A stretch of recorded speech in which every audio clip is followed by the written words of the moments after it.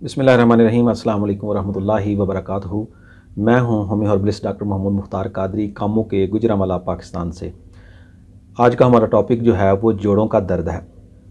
एक दोस्त का सवाल था कि जोड़ों का दर्द जो है उसके लिए आप कोई आयल या मालिश जो है वो मुझे बताएं।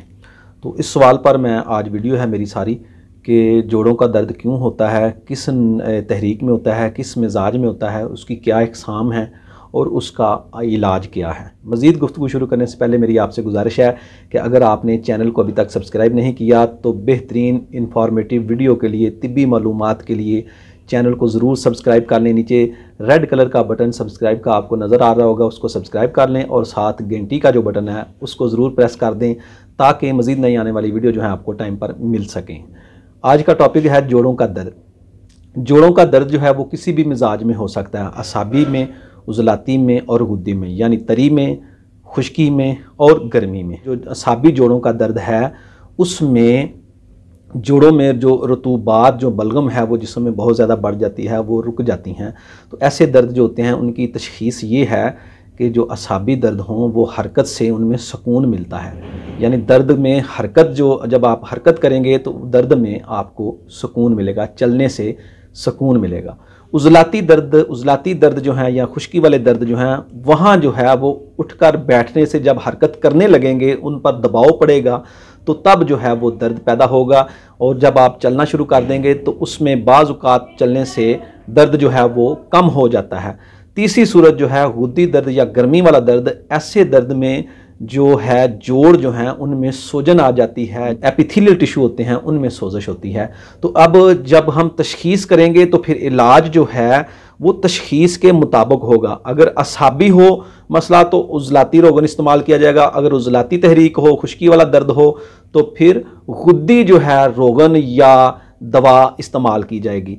तो बहुत ही ज़बरदस्त अच्छा आयल है उज़लाती इलामात के लिए, उज़लाती असाबी इलामात के लिए, यानी कि जिसमें खुश्की सर्दी होती है, इसमें जोड़ों में जो रतूबात होती हैं वो बस्ता हो जाती हैं, जमा हो जाती हैं, खुश्क हो जाती हैं, ऐसे जोड़ों में कड़कड़ाहट पैदा होती है, इसको गंठिया भी कहते हैं। उसके लिए मैं आज आपकी खिदमत में बहुत ही अच्छा जो है एक हर्बल आयल जो आपकी खिदमत में पेश कर रहा हूँ। आप इसको बनाएं और फ़ायदा उठाएं इंशाअल्लाह लजीज़। इसके साथ आप ग़िज़ा भी जो है वो उज़लाती गुद्दी से गुद्दी उज़लाती कर लें, यानी कि खुश्क गर्म से गर्म खुश्क कर लें, तो इंशाअल्लाह ये जो जमा हो चुकी हैं रतूबात, जो जम चुकी हैं वो असल हालत में आ जाएगी और जोड़ों में जो ग्रीस का काम दे रही हैं वो मसला ठीक हो जाएगा।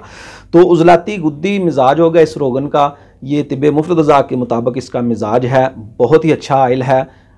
नुस्खा नोट कर लें नाज़रीन। माल कंगनी लेनी है आपने 5 तोला, कुचला लेना है 1 तोला, लौंग 1 तोला, रोगन कुंजद 1 पाव, यानी जो तिलों का तेल है वो आपने 1 पाव लेना है। अब आपने क्या करना है कि ये सब दवाएं जो हैं रोगन कुंजद में, तिलों के तेल में, इनको आपने अच्छी तरह जला लेना है। जब ये जल जाएं, अच्छी तरह जलकर स्याह कोयला की तरह हो जाएं, तो अब इसको आपने पुन छान कर इस आयल को आपने रख लेना है।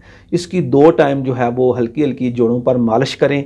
उज़लाती असाबी भी जोड़ जो हैं उनमें भी अगर दर्द होगी तो इससे फ़ायदा होगा।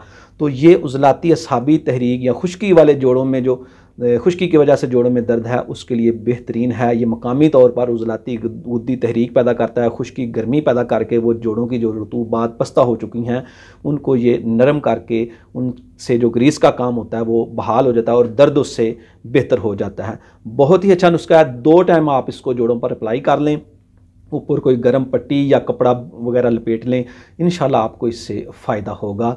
ये था आज का नुस्खा। वीडियो पसंद आए तो ज़रूर लाइक किया करें और नीचे कमेंट करें। इंशाल्लाह मैं आपके कमेंट पर जो है वीडियो ज़रूर बनाऊंगा। इंशाल्लाह मिलते हैं नेक्स्ट वीडियो में इस दुआ के साथ कि अल्लाह ताला आपको और मुझे सबको, हम सबको तंदुरुस्ती और सेहत वाली ज़िंदगी अता फ़रमाए। अपने हबीब प्यारे मोहम्मद हज़रत मोहम्मद मुस्तफ़ा सल्लल्लाहु अलैहि वसल्लम के वसीला जलीला से हम पर अपना ख़ास करम, फ़ज़ल और रहमत फरमाए। अस्सलामु अलैकुम वरहमतुल्लाहि वबरकातुहू।